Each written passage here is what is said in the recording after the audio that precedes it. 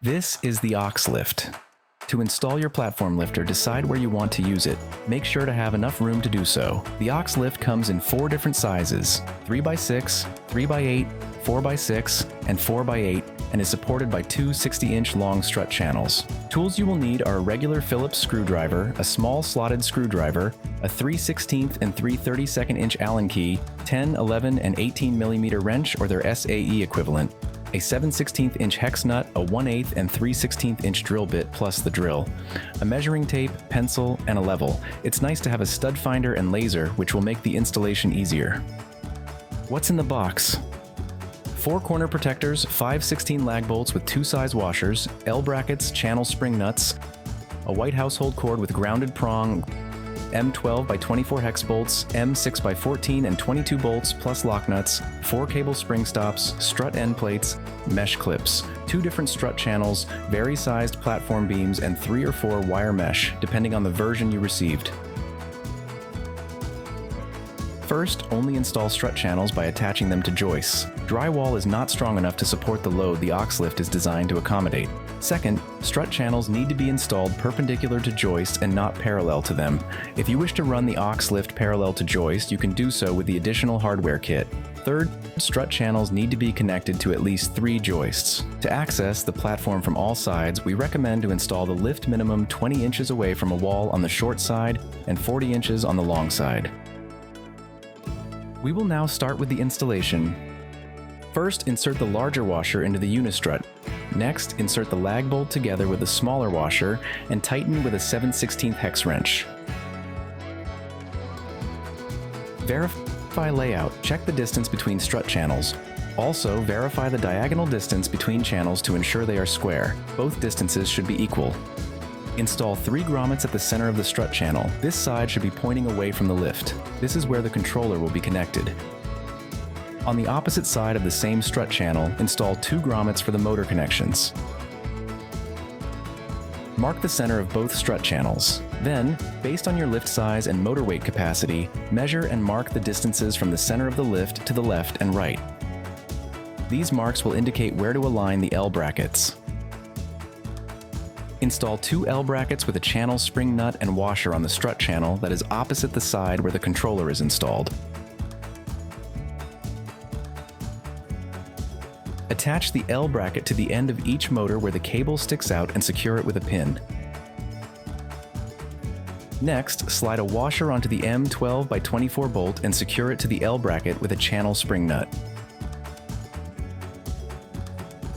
Slide the end of the motor onto the pre-installed L bracket and secure with a pin. On the opposite side, insert the channel spring nut into the strut channel and tighten the bolt with a 23/32 inch wrench. We are now ready to wire the motors to the controller.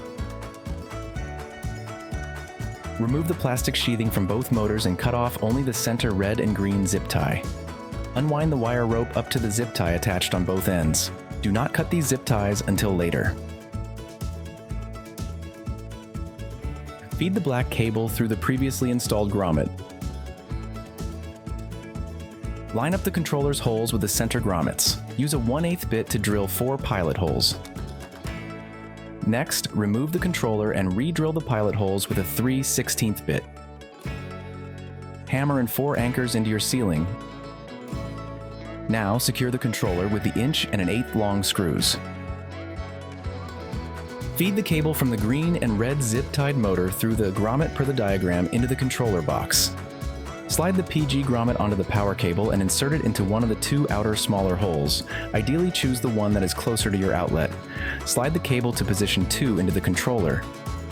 Next, we will be wiring the left motor marked with a green zip tie. Insert the red, black, white, and green cable per the diagram, and secure and tighten cables with a slotted screwdriver.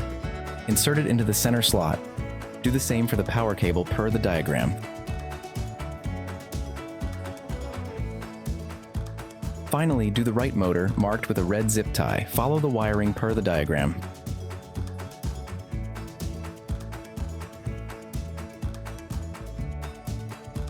Tug in both black cables into the strut channel. Connect the controller to power and turn on the ADJ function. This is the left button on the red switch. ADJ checks that the lift has been wired correctly. The two outside LEDs should be red and the two on the inside green. Check your wiring if LEDs are not on. Turn ADJ off again to continue. We are now ready to assemble the platform. Slide the wire rope onto the cable spring stoppers and sandwich the cable with the long 6-foot or 8-foot beam. Fasten it with two M6x22 bolts and lock nuts with a 3/16 Allen key and a 10mm wrench. Repeat this on all 4 sides.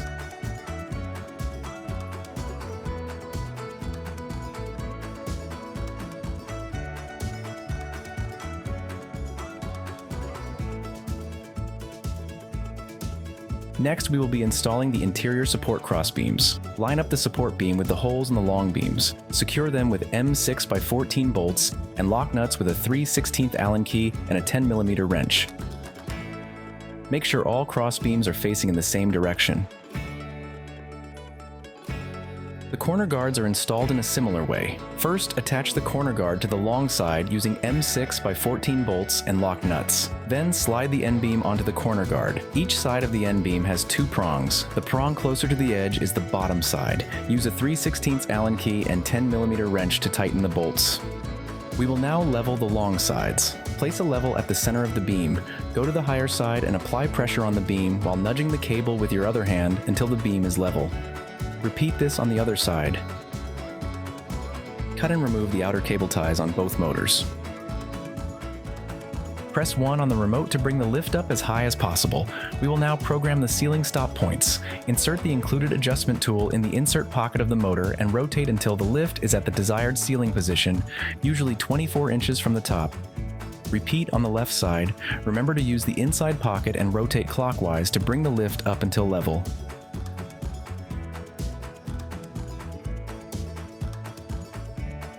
Press the down button on the remote to bring the lift down. We will now program the floor stop points. Insert the adjustment tool in the outer pocket of the motor and turn the stick clockwise until the platform is roughly 1/8 of an inch of the ground. Repeat this step on the other side. Your ceiling and floor stop points are now programmed. Watch our other video for detailed instructions on how to troubleshoot stopping points. Now install the end beam on the controller side.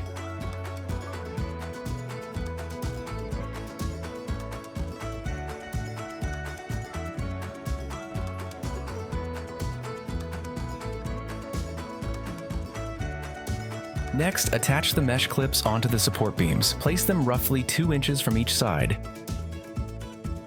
We are now ready to install the wire mesh. Hook the wire mesh into the mesh clips.